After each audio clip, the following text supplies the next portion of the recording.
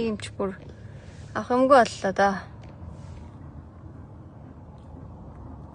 Иргэдийн амьдрал ямар байгааг энэ улс төрчид ер нь мэдж байгаа болов. Төрийн ордонд яах гэж сууж байгаа зорилгоо мэдж байгаа болов.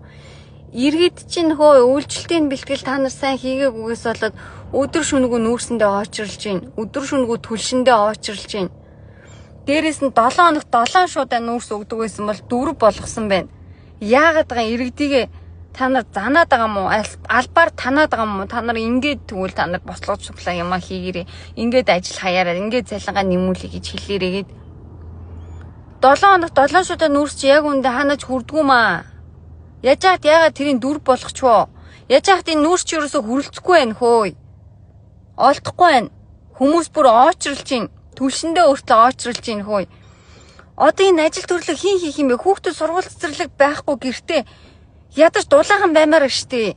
Яжаа тэр нүүрс нь ямар ч амьдралын баталгаа байхгүй тхүү. Өглөө өнөг галж өгчөө гараа явлаа гэдэг өдөөс хойш бүлээс нь хүүхдүүд миний хүүхдүүд галаа түлээр чадахгүй. Яг үндэ за чадаад түлээ гэхэлэр айдас бэжтэй энэ нүүрсээ чи буруу түлээд янз бүр миний хүүхдүүд угаартчвал яах вэ?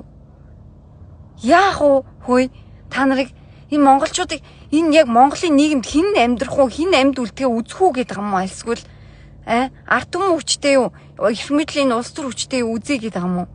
Ойлгохгүй шүү та нарыг.